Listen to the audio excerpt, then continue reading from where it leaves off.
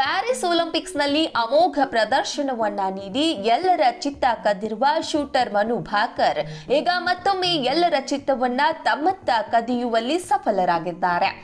ಶುಕ್ರವಾರ ನಡೆದ ಮಹಿಳೆಯರ 25 ಮೀಟರ್ ಪಿಸ್ತೂಲ್ ಸ್ಪರ್ಧೆಯ ಅರ್ಹತಾ ಸುತ್ತಿನಲ್ಲಿ ಅಮೋಘ ಪ್ರದರ್ಶನವನ್ನ ನೀಡಿದ ಮನು ಮತ್ತೊಂದು ಪದಕಕ್ಕೆ ಹತ್ತಿರವಾಗಿದ್ದಾರೆ.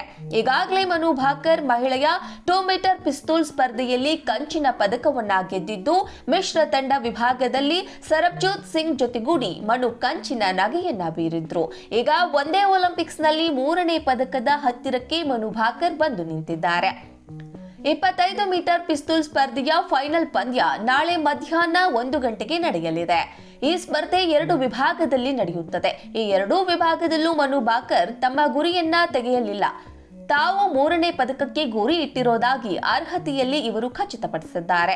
ಮನು ಮೊದಲ ಸುತ್ತಿನಲ್ಲಿ ಅಮೋಘ ಪ್ರದರ್ಶನವನ್ನ ನೀಡಿ 97 ಅಂಕವನ್ನ ಕಲೆ ಹಾಕಿದ್ರು. ಅಲ್ಲದೆ 2ನೇ ಹಾಗೂ 3ನೇ ಸುತ್ತಿನಲ್ಲೂ ಅಂಕದ ಬೇಟೆಯಲ್ಲಿ ಸ್ಥಿರತೆಯನ್ನ ಕಾಪಾಡಿಕೊಂಡ್ರು. ಇನ್ನು ರ್ಯಾಪಿಡ್ ವಿಭಾಗದಲ್ಲಿ ಮನು ಕ್ರಮವಾಗಿ 100, 98, 98 ಅಂಕಗಳನ್ನ ಕಲೆ ಹಾಕಿ ಅರ್ಹತಾ ಸುತ್ತಿನಲ್ಲಿ 2ನೇ ಸ್ಥಾನಕ್ಕೆ ತೃಪ್ತಿಪಟ್ಟರು. ಮನು ಅವರಿಗಿಂತ 2 ಅಂಕ ಹಂಗೇರಿಯಾದ ಮೇಜರ್ ವರೋನಿಕಾ ಕಲೆ ಹಾಕಿ ಅರ್ಹತಾ ಸುತ್ತಿನಲ್ಲಿ ಮೊದಲ ಸ್ಥಾನವನ್ನ ತಮ್ಮದಾಗಿಸಿಕೊಂಡಿದ್ದಾರೆ.